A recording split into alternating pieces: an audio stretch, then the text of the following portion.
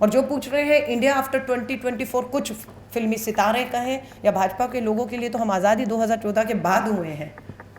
उससे पहले तो देश में कुछ था ही नहीं, ना आज़ादी थी। 14 और 19 के चुनावों में मोदी लहर थी। जितने फिल्मी सितारे हुए, एक आई चल मेरी धन्नो के नाम पर 10 साल से सांसद है, एक आया 2.5 किलो का हाथ पे सांसद है। तो अब कोशिश है कि फिल्मी सितारों को लाओ, चकाचौंध होगी, आंखें बिल्कुल आपकी कहते हैं ना चुंधिया जाने वाली, अंधेरा आ जाएगा, आपको कुछ नहीं दिखेगा। फिल्मी डायलॉग पे वाह वाह करके बटन दबेंगे। बेरोजगारी, महंगाई, किसान, सरहद, चीन, आदिवासी, दलित बेटियों के साथ जो कुछ भी हुआ हमने देखा, सब भूल जाएंगे। आप कह रहे हैं मीडिया के खिलाफ, एक मीडिया को पैरेलल खड़ा कर दिया गया कि मीडिया का काउंटर करे। सारे गोदी मीडिया वाले ये बताने लग गए कि न्यूज क्लिक ने या उनके पत्रकारों ने चीन से पैसा लिया, गद्दारी कर रहे हैं, गद्दार है, यूएपीए लगाइए। उस समय प्रधानमंत्री जी खुद कूदे और बजरंग बली की तुलना बजरंग दल के साथ कि बजरंग दल पर बैन मतलब बजरंग बली का अपमान।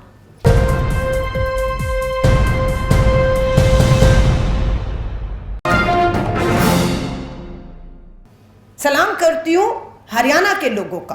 कोशिश हुई नूह के अंदर, कोशिश हुई जलाने की धर्म के नाम पर हरियाणा के लोगों ने अपील की गई जाट पंचायतें बैठे और समर्थन करें, उन्होंने तुरंत बहिष्कार किया और एक खड़े हो गए और वो आग लगते लगते पहले से बुझा दिया आप लोगों ने। ये श्रेय देश के लोगों को जाता है, ये प्रयास आप लोगों के हैं। इतिहास की नींव पर भविष्य का निर्माण। इतिहास की नींव क्या थी? वो नींव जो हमारे आज़ादी के आंदोलन में लोगों ने रखी, आज़ादी की बाहर आकर आज़ादी लेकर उसके बाद भारत के निर्माण में उस फाउंडेशन को मजबूत किया।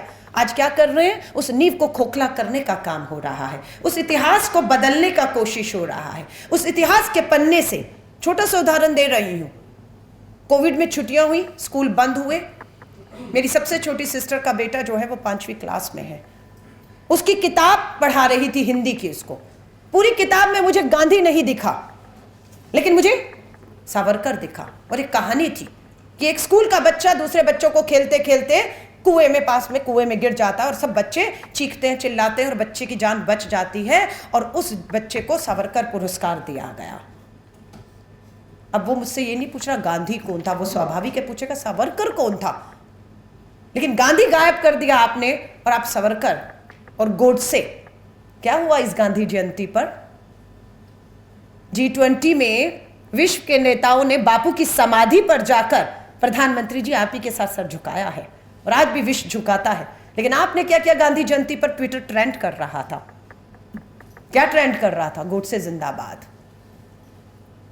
ये आपको सोचना है कौन सी विचारधारा, कौन से रास्ते पर ये हिंदुस्तान को लेकर हम गुलामी से, अंग्रेजों से लड़ते हुए 75 सालों में यहां पहुंचे हैं। और जो पूछ रहे हैं इंडिया आफ्टर 2024 कुछ फिल्मी सितारे कहें या भाजपा के लोगों के लिए, तो हम आज़ादी 2014 के बाद हुए हैं। उससे पहले तो देश में कुछ था ही नहीं, ना आज़ादी थी। मैं फिर कह रही हूँ, ये बात कांग्रेस की नहीं है। आज हमें मालूम है इस तानाशाह सत्ता को जो पूंजीपति मित्रों के दम पर, सत्ता, धन और बल के दम पर सिर्फ कांग्रेस को विपक्ष के तौर पर कुचल नहीं रही है, देश की हर उस उठती हुई आवाज को कुचल रही है जो इन्हें सही रास्ते पर लाने का या दिखाने का काम कर रहे हैं। मुझे नहीं मालूम मुझसे पहले के प्रवक्ताओं ने क्या बोला और किस लाइन पर थे और मैं कोई अलग ही लाइन ले रही हूं, लेकिन मैं राजनीति में हूं। इंडिया का एक समूह बना है। पटना में 16 समूह थे, बेंगलोर आते आते 26 हो गए। मुंबई की मीटिंग होने से पहले हमला हो गया। एनसीपी शिवसेना को 2 फाड़ किया गया। जिन्हें भ्रष्ट बताते थे उन्हें अपने पास लेकर उप मुख्यमंत्री बना दिया गया। हमले अभी भी नहीं रुके हैं, हमले लगातार जारी हैं।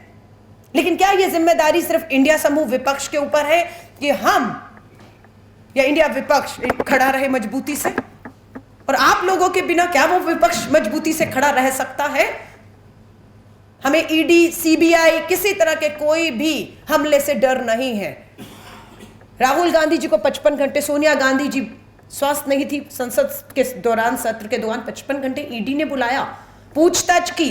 10 साल से सत्ता आपके पास है, 10 साल लगभग आपके पास है। आपसे 10 सालों के सवाल करें तो आप इतिहास में चले जाते हैं। कोई उन्हें नहीं कहता है कि 10 साल, एक दशक आपके पास था। मेरा 8 साल का बेटा 10 साल में 18 का बालिग हो गया है, मतदाता हो गया है, पढ़ रहा है, उसको रोजगार चाहिए, हक अधिकार चाहिए, और आप 70 साल पुरानी बातों पे जा रहे हैं। और बहुत से लोग हैं, जब भी हम 10 साल पे सवाल करते हैं तो 10 साल पीछे, 20 साल मनमोहन सिंह जी के, उससे पीछे 75 की इमरजेंसी, और उससे पीछे चीन के साथ युद्ध और नेहरू युग, पता नहीं कहां तक। क्या आप भी ये चाहते हैं? तो आप तय कर लीजिए। फिर हम इन 10 सालों की चर्चा छोड़कर आजादी से लेकर, आजादी से पहले से लेकर बाद में इसी के ऊपर चर्चा करके इसी को कुरेदते रहते हैं और इन्हें बच निकलने का रास्ता दे देते हैं। ये बात पूरा देश मान चुका है कि जो मैं भी इस बात को स्वीकारती हूं, जो 14 और 19 के चुनावों में मोदी लहर थी, जितने फिल्मी सितारे हुए, एक आई चल मेरी धन्नो के नाम पर 10 साल से सांसद है, एक आया 2.5 किलो का हाथ पे सांसद है, और ऐसे बहुत लंबी लिस्ट भाजपा ने इस बार भी तैयार की है सर। जो सेलिब्रिटी हैं, फिल्मी सितारे हैं, क्रिकेटर्स हैं, कोई उनका कंट्रीब्यूशन, योगदान न था, न है, न होगा। सबकी लिस्ट तैयार कर ली गई है कि भाजपा के जो सांसद हैं, जिनका एंटी इनकम्बेंसी है, हर बार उनको खत्म करने के लिए टिकटें काटी जाती हैं और ऐसे चेहरों को ला दिया जाता है। दिल्ली में भी गौतम गंभीर आए, हंसराज हंस आए। तो अब कोशिश है कि फिल्मी सितारों को लाओ, चकाचौंध होगी, आंखें बिल्कुल आपकी कहते हैं ना चुंधिया जाने वाली, अंधेरा आ जाएगा, आपको कुछ नहीं दिखेगा। फिल्मी डायलॉग पे वाह वाह करके बटन दबेंगे। बेरोजगारी, महंगाई, किसान, सरहद, चीन, आदिवासी, दलित, बेटियों के साथ जो कुछ भी हुआ हमने देखा, सब भूल जाएंगे। चल मेरी धन्नो, 2.5 किलो का हाथ, नए नए आ रहे कलाकार, वोट पड़ जाता है। और उसके बाद वो 10 साल जाते नहीं, क्योंकि वोट तो मोदी जी को दिया है, आपको थोड़ी ना दिया, और उनकी भी जवाबदेही नहीं होती है। सो प्लीज हाथ जोड़कर कहूंगी, और हमारे जैसे जो 30 साल से संघर्ष कर रहे हैं, एक चुनाव जीतते, दूसरे में जमानत ही जब्त करा देती है दिल्ली हमारे लोगों की। भ्रष्ट थे, करप्ट थे, क्या थे, लेकिन एक लहर थी, एक लहर चलती है, उस लहर में हमारे जैसे लोग भी। लेकिन हारने के बाद क्या हमने छोड़ी लड़ाई? लड़ाई अभी भी जारी है। राहुल गांधी जी पे हमले इसलिए हो रहे हैं क्योंकि वे चीन पे सवाल पूछ रहे हैं। अभी किस न्यूज क्लिक के पत्रकारों पर क्या कहकर आप कह रहे हैं मीडिया के खिलाफ? एक मीडिया को पैरेलल खड़ा कर दिया गया कि मीडिया का काउंटर करे। सारे गोदी मीडिया वाले ये बताने लग गए कि न्यूज क्लिक ने या उनके पत्रकारों ने चीन से पैसा लिया, गद्दारी कर रहे हैं, गद्दार है, यूएपीए लगाइए। वो भी तो मीडिया है, वो भी तो हमारे देश का मीडिया है, वो भी तो स्वतंत्र मीडिया है, वो भी तो बोल रहा है। उन्हें इनके सामने लाकर खड़ा कर दिया। किसान आंदोलन में किसानों को लाकर खड़ा कर दिया, ये तो किसान है ही नहीं है, ये तो खालिस्तानी है, ये तो इसके समर्थक है, उसके समर्थक है, लेफ्टिस्ट है, कुछ भी। सो अब हो गया है कि पत्रकारों को पत्रकारों से भिड़वाइए, एक विचार को दूसरे विचार से, एक धर्म को दूसरे विचार से लड़वा दीजिए। राहुल गांधी जी का हमें मालूम है, और गलती हमारी भी थी, जब राहुल गांधी जी पर लगातार हमले हो रहे थे, क्योंकि वही एक मजबूत चेहरा, हमारा राष्ट्रीय अध्यक्ष भी थे, और उन पर लगातार अटैक हो रहे थे। देश से साथ नहीं मिल रहा था, मीडिया से साथ नहीं मिल रहा था। आज जो पॉलिटिक्स जो ये कार्यक्रम कर रहे हैं, इस तरह के मंच हमारे लिए उपलब्ध नहीं थे, अकेले लड़ाई लड़ते रहे।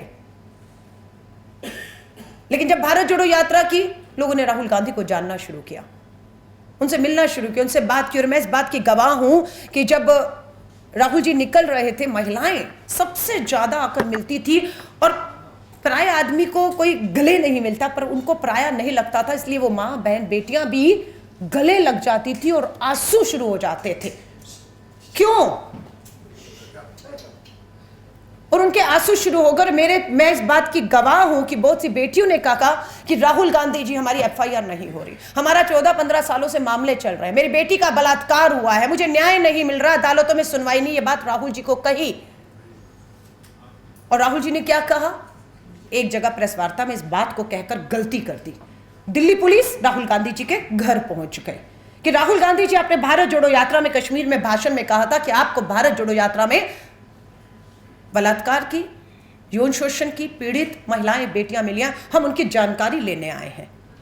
और जब वो जानकारी दिल्ली पुलिस राहुल गांधी जी के घर पे रजा साहब मांग रही थी ना, उसी समय हमें हमारी हरियाणा की, हमारा मान सम्मान से सर तिरंगा लेकर ऊंचा करने वाली साक्षी मलिक न्याय मांग रही थी, और दिल्ली पुलिस उसके पास जाकर उसकी एफआईआर नहीं कर रही थी। वो दिल्ली पुलिस राहुल गांधी जी से पूछ रही थी, नाम बताइए हमें। नहीं तो झूठा बयान और ये वर्ड में आप में ही हम केस करेंगे। राहुल जी ने कहा, उन्होंने विश्वास में मुझे ये बातें कही हैं। मैंने उनसे पूछा कि मैं तुम्हारी लड़ाई लड़ूं? उन्होंने कहा नहीं, आपसे मिल लिया, हमें पता है हमारी लड़ाई आप लड़ लेंगे, इसलिए हम अपने नाम को, अपनी बदनामी को छुपाना चाहते हैं, क्योंकि अभी तक उन्होंने उस बदनामी का सामना किया है समाज में और जिस तरह की उनको रिस्पॉन्स मिला है। अब आप सोच लो, साक्षी मलिक कौन है? भारत का नाम ऊंचा करने वाली, तिरंगे में, विश्व में ऊंचा करने वाली बेटी हमारी जंतर मंतर पे बैठती है। एफआईआर कब होती है? जब सुप्रीम कोर्ट फटकार लगाती है तब पुलिस एफआईआर करती है। बोली देश की महिला विकास मंत्री, बोले बेटी बचाओ बचाओ का नारा देने वाले, लाल किले की प्राचीर से नारा देने वाले प्रधानमंत्री जी बेटे मिले उस बेटी से जब मेडल लेकर आई थी, तब तो आप मिले। और क्या किया ब्रजभूषण शरण ने? इस मेडल की कीमत बताई थी, कितने का मेडल है, इस मेडल की कीमत बता दी थी उसने कि ये तो ऐसे ही मिलते हैं मेडल। हाँ, 15-50 ऐसे ही कुछ कीमत थी कि ये तो मेडल ऐसे ही मिल जाते हैं। और आज क्या है? क्या ब्रजभूषण शरण अरेस्ट हो गया है? दिल्ली पुलिस की स्टेटमेंट है चार्जशीट में कि उसे जब जब मौका मिलता था, भाजपा का सांसद, इंडियन फेडरेशन, हमारी रेसलिंग फेडरेशन का चेयरमैन जिसकी सत्ता है, उसके दम पर वो बेटियों को जब जब मौका मिलता था उनसे छेड़छाड़ करता था। ये मैं नहीं, दिल्ली पुलिस अपनी चार्जशीट पे कह रही है। उसके बाद अरेस्ट हुआ नहीं होता है। बाबाओं की सर आप बात कर रहे थे, बाबाओं को जिनका भी नाम लूंगी सब जानते हैं, जिनके सामने वो झुकते रहे। इसीलिए हरियाणा के एक बाबा को जैसा सब 7 बार पैरोल पर बाहर लाए हैं, 7 बार पैरोल पर बाहर। उम्र कैद, हत्या, बलात्कार के मामले हैं उसको। कोई बड़ी बात नहीं जो राजस्थान में बंद है नाबालिग बेटी के बलात्कार, और उसमें वो भी चुनाव में पैरोल पर बाहर आ जाए, भाजपा के लिए प्रचार कर रहा हो, और बहुत से उनको मानने वाले हैं अभी भी। मैं आज इस बात का खुलासा कर रही हूं। मैं दिल्ली विधानसभा में विधायक थी, निर्भया के आंदोलन मेरी सरकार में हुआ, पर मैं इंडिया गेट में निर्भया आंदोलन में सबसे आगे खड़ी रही थी। अंत तक मेरी सरकार थी, पर लड़ी निर्भया में, न्याय मिलना चाहिए। और उसमें दिल्ली वाली पार्टी भी थी, आम आदमी पार्टी, उस पूरे आंदोलन से वहीं से उनको मिला। मैं जब रज़ा साहब विधायक बनी अशोक जी, उसी विधानसभा में मेरा विधानसभा में सत्र था। उसी दिन सुबह की खबर थी कि राम रहीम को दोषी करार दे दिया गया है। मुझे बहुत एक मिली कि पहले हम लोग कुलदीप सिंह सेंगर के खिलाफ लड़ते रहे, पूरी सत्ता ने जोर लगा दिया कुलदीप सिंह सेंगर अरेस्ट ना हो, दोषी करार दिया गया, जेल में गया। और दूसरा हमारा दबाव था कि इस बाबा के खिलाफ होना चाहिए। और उस दिन सुबह जब विधानसभा सत्र था, यही फैसला आया और मैं फेसबुक लाइव चली गई। फेसबुक लाइव जाते ही मैंने बेटियों को कहा, हिम्मत रखिएगा, देखिए न्याय मिलेगा। लंबी लड़ाई है लेकिन न्याय मिलेगा। आज इतना बड़ा बाबा जिसके पास पीछे पूरी सत्ता, धन और बल है, आज दोषी करार दिया और जेल जा रहा है। बधाई दी। लेकिन पता है क्या है, जब मैं लाइव कर रही थी, बीच में दिल्ली के मुख्यमंत्री, जो मेरे मुख्यमंत्री मेरी पार्टी के, तो उनका लगातार फोन बज रहा था। मुझे लगा सत्र है, हर सत्र में वो बताते हैं कि कौन बोलेगा और क्या बोलेगा, उसकी तैयारी करने के लिए वही कुछ कह रहे होंगे। और मुझे लगता है आज मुझे इसी पर तैयारी करने को कहा होगा, जिसपे मैं फेसबुक लाइव कर रही हूँ। मैंने फोन काटा, फोन काटने के बाद, क्योंकि मेरा लाइव चल रहा था, लाइव खत्म हुआ, मैंने फोन किया। मैं कहा सर माफी चाहूंगी, आपका फोन नहीं उठा पाई, मैं लाइव थी। हाँ मैं देख रहा हूं तुम लाइव हो, डिलीट करो उसे। मैं कहा सर क्यों? अभी की खबर है सर, दोषी करार दे दिया गया राम रहीम, उम्र कैद हुई है बेटियों के बलात्कार हत्या में। हमें हरियाणा चुनाव लड़ना है और उनके जितने भी समर्थक हैं वो सब मुझे फोन करके मेरा हराम कर रहे जीना, क्योंकि वो हमें पार्टी को आगे बढ़ाने का उन्होंने वादा किया है और वो सब मेरे खिलाफ हो गए हैं, तुम अभी हटाओ। मैं कहा सर माफी चाहूंगी, आप मेरे खिलाफ जो कार्रवाई करनी हो आप करिए, लेकिन ये लाइव नहीं हटाऊंगी मैं। और मुझे दुख है कि आप ये मुझे कह रहे हैं, और आज अगर आप मुझे मौका देंगे विधानसभा में बोलने का, तो मैं आज इस पे बोलना चाहती हूं। मुझे बोलने नहीं दिया गया और शाम तक पता लगा मुझे आम आदमी पार्टी ने प्रवक्ता पद से हटा दिया है। सो ये अपनी सच्चाइयां हैं। अब आप इसको सच माने झूठ माने। फिर राजीव गांधी जी के भारत रत्न के वापसी का प्रस्ताव आया। कौन है राजीव गांधी? कांग्रेस के नेता थे। बस पूछना चाहती हूं आपसे, भारत का सपूत था, सबसे युवा प्रधानमंत्री, भारत रत्न, शहीद होने वाला, आतंकियों के सामने झुकने नहीं, अपनी शहादत देने वाले आदमी था। और दिल्ली की एक छोटी सी विधानसभा, जो पूर्ण विधानसभा नहीं है, उस पर प्रस्ताव लाया जाता है कि राजीव गांधी जी का भारत रत्न वापस लिया जाना चाहिए, और यह प्रस्ताव केंद्र को भेजा जा रहा था। मैंने वही कहा मुख्यमंत्री को कि ये हिम्मत तो भाजपा भी कभी नहीं दिखा पाई। ठीक है, वो राजीव जी को दोषी ठहराती है, गाली देती है, सब कुछ देती है, पर ये हिम्मत तो देश की किसी विधानसभा और भाजपा भी नहीं दिखा पाई कि राजीव गांधी जी का भारत रत्न वापस लिया जाए। आप क्यों कर रहे हैं? क्या भाजपा का दबाव है? ये इशारा है? विप जारी हो गया एक लाइन का, जो जानते हैं कि अगर विप जारी हो जाए तो आपको पार्टी के प्रस्ताव के समर्थन में खड़ा होना है। अगर आप प्रस्ताव के समर्थन में वोट नहीं करते तो आपकी सदस्यता जाती है, जो हमारा एंटी डिफेक्शन लॉ के मुताबिक। मेरे पास 2 ही रास्ते थे, कमरे में गई, बहुत सोचा, 2 रास्ते हैं, प्रस्ताव आ रहा है, उसका समर्थन करूं या उसका विरोध करूं, और विरोध करूंगी तो सदस्यता जाएगी। लेकिन मैंने अपनी विधायकी सत्ता सरकार को नमस्कार किया, वॉकआउट किया, समर्थन नहीं किया, लड़ी उसके खिलाफ। भारत रत्न कांग्रेस के नेता नहीं थे, देश का वो शहीद था जिसका वो जो डिजर्व करता था, वो देश ने उसको वो सम्मान दिया है, और वापस अपने घर में वापसी की। विधायक थी, भाजपा ने कहा नई दिल्ली से पार्लियामेंट लड़ लो। आए मेरे घर में भाजपा, संघ, आरएसएस के सब लोग आए, सिटिंग विधायक हूं, पता था केजरीवाल के साथ अब ये नहीं रहेगी आम आदमी पार्टी के साथ, तो भाजपा में सांसद, लेकिन नहीं, विचारधारा थी। 30 साल की राजनीति, गांधी की सोच, उसकी विचारधारा से, और इनके खिलाफ लड़कर दिए एक सांसद बनने के लिए सत्ता से कैसे समझौता। वापस संघर्ष का रास्ता चुना हूं, और मैं अकेली नहीं हूं। मैं फिर कह रही हूं, आज बहुत से लोग कांग्रेस में वापसी कर रहे हैं, जो भाजपा और आम आदमी में गए हैं, सब, क्योंकि ये एक विचार है जो उस बड़े विचार से, जो देश के सामने खतरा है, उससे लड़ रहा है। आज बहुत लोग आ रहे हैं, बहुत की मजबूरी है। आज मुझे, मैं बता रही हूं, मैं अब पता नहीं फिर नाम लेना चाहिए, नहीं, मैं नहीं लूंगी, क्योंकि मेरा उनसे वायदा था। इसलिए कांग्रेस, भाजपा के फाउंडर मेंबर और बहुत वरिष्ठ नेता हैं सर, उन्होंने कहा कि प्रधानमंत्री जी ऐसे ऐसे लोगों को, एक का उदाहरण मैं दे भी दूंगी, ऐसे ऐसे लोगों को संवैधानिक सर्वोच्च पदों पर बिठा रहे हैं जिनकी छवि दागदार है, जिनके पीछे बहुत कुछ ऐसा है कि उन्हें तो जेल के सलाखों के पीछे सड़ना चाहिए, लेकिन वो उन्हें चुनकर ला रहे हैं और उन्हें बंद कमरों में बताते हैं कि ये देखो तुम्हारे खिलाफ क्या है। अब मैं इन सबको खत्म कर रहा हूं और तुम्हें ये पद दे रहा हूं, पर तुम्हें पपेट बनकर हाँ में हाँ, ना में ना, उठक बैठक ये सब करना है, और बहुत से संवैधानिक पदों पे बैठे लोग ये कर रहे हैं। इसीलिए हमारी लोकतंत्र को खतरा पैदा हो गया है। एक उदाहरण दे रही हूं जिसमें उन्होंने कहा, क्या हुआ, कौन थे मिस्टर गोगोई, मुख्य न्यायाधीशों में से एक थे।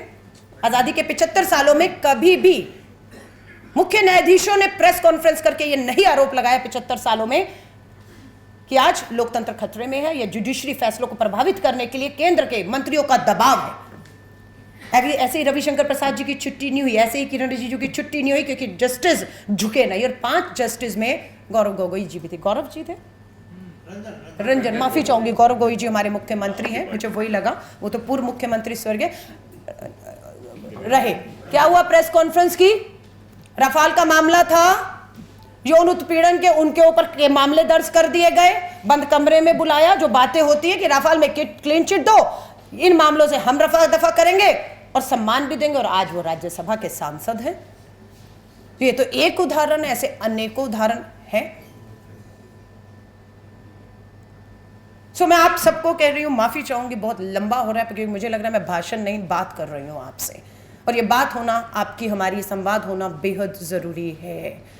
मुझे मालूम है कांग्रेस में, मुझ में, हम में बहुत सी कमियां होंगी, और ये कमियां हमें कोई और नहीं, आप बताते हैं कि कांग्रेस ने ऐसा किया होता तो ऐसा किया होता तो ऐसा करे, या कांग्रेस ऐसा करे, कांग्रेस को ऐसा, इंडिया को ऐसा। हम सुन रहे हैं क्योंकि हम लोकतंत्र की इन आवाज़ों में विश्वास रख रहे हैं। कमियां हैं, कमियां हो भी सकती हैं आगे, लेकिन हमारी कोशिश है कि हम अपनी गलतियों को दोहराएं नहीं, हम अपनी गलतियों से सीखें, हम अपनी गलतियों से सीखें। सो आप सबसे मैं कहूंगी, 2024 दहलीज पे खड़ा हुआ है, देश करवट ले रहा है, एक बदलाव बड़ा हम सब चाहते हैं। 10 साल मनमोहन सिंह जी को दिए तो 10 साल आपने मोदी जी को भी दिए। अब समय है कि मुद्दों के ऊपर रिपोर्ट कार्ड प्रधानमंत्री अपनी पेश करें। जातीय जनगणना सबसे बड़ा मुद्दा देश का बन रहा था। जिस दिन बिहार के जातीय जनगणना के आंकड़े आए, हमें मालूम था उत्तर प्रदेश से अब आवाज उठेगी, सबसे बड़ा राज्य बंगाल, उत्तर प्रदेश, और आज प्रियंका गांधी जी छत्तीसगढ़ की धरती पर खड़ी हैं और बोल रही हैं, सरकार आते ही हम अपने अपने राज्यों में जातीय जनगणना करा के जिसका जितना भागीदारी, जिसका जितना हक उसको देंगे।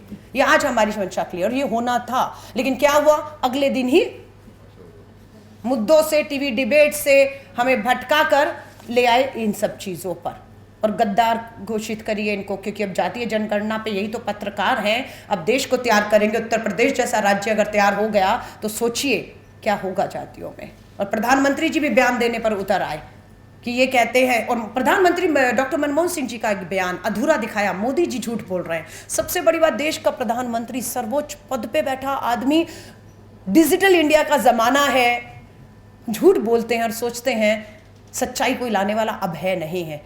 हैं कुछ लोग निडर जो डर नहीं रहे और सच्चाई काउंटर आपकी ला रहे हैं सामने कि डॉक्टर मनमोहन सिंह जी ने कभी ऐसा नहीं कहा है कि जातीय जनगणना और मुस्लिम्स को और इसी एक कौम को, क्योंकि हम अपीजमेंट कर रहे हैं, उन्हें खुश कर रहे हैं, तुष्टि कर रहे हैं, उनका बयान पूरा आप जैसे लोगों ने चलाया, सच्चाई आई सामने कि नहीं। नहीं, हमें तो ये चाहते हैं हम कोर्ट में ही बैठे रहें, मानहानि करें, कृषि कानून में भी कोर्ट में चले जाइए, हर चीज में हमें कोर्ट करा। चुनाव में हराना ही सबसे बड़ी मानहानि। मैं वही कह रही हूँ, लोकतंत्र से बड़ी अदालत कोई नहीं है। एक वोट की ताकत है, एक वोट की ताकत है, एक बटन दबाना है। और मैं आपको यहाँ पर खड़े होकर कह के जा रही हूँ, मैं हिमाचल चुनावों में मीडिया प्रभारी थी, कर्नाटक के चुनाव में पूरा ध्रुवीकरण, मुझे तो एक बार लगा कि चुनाव निकल गया हमारे हाथ से, क्योंकि उस समय प्रधानमंत्री जी खुद कूदे और बजरंग बली की तुलना बजरंग दल के साथ कि बजरंग दल पर बैन मतलब बजरंग बली का अपमान। और हमें तो लगा शिमोगा जैसे जो कुछ इलाके हैं जहां अभी भी इस समय हिंसा हो रही है, जातीय हिंसा कर्नाटक के शिमोगा में, हमें लगा क्या होगा, 5 में से 3 सीटें हम वहां पर जीते जबकि 1 थी। तो लोगों को समझ आना शुरू हुआ कि आपको कब तक जाति और धर्मों पर इस तरह के प्रधानमंत्री जी खुद अपमान हो गया, बजरंग बली जवाब देगा, ये वो हमने वहां पर जवाब दिया। और अब आपको मैं यहाँ खड़े होकर कह के जा रही हूँ, आजकल में चुनाव आचार संहिता 5 राज्य, राजस्थान, मध्य प्रदेश, छत्तीसगढ़, तेलंगाना, मिजोरम घोषणा होने जा रही है। मैं लिख कर देकर जा रही हूँ, जिस तरीके से हमारे नेतृत्व और पूरा सक्रिय है, हमारे जो काम है, दिसंबर में आपसे दोबारा मिलूंगी ताकि 24 की लड़ाई को और ताकत से लड़ूं। हम इन राज्यों में, मिजोरम का, मैं मणिपुर के जो लोग देख रहे हैं, डबल इंजन की सरकार चलती है और प्रधानमंत्री चुनाव राज्यों में वोट मांगने जाते हैं, वहाँ नहीं जाते, उस दम पर कह रही हूँ ये बदलाव होने जा रहा है। कांग्रेस 5 राज्यों में, राजस्थान, मध्य प्रदेश, छत्तीसगढ़, तेलंगाना में सीधे टक्कर में है। और इस उम्मीद के साथ है जो इंडिया समूह के बाकी दल है जो वहाँ पर है ही नहीं कहीं पर भी, सीधा हमारी टक्कर है, उसमें पूरा सहयोग करते रहेंगे और स्वाभाविक है ये लड़ाई हम जीतेंगे। एक ही नारा है, जुड़ेगा भारत, जुड़ेगा भारत, जीतेगा इंडिया। धन्यवाद, जय हिंद।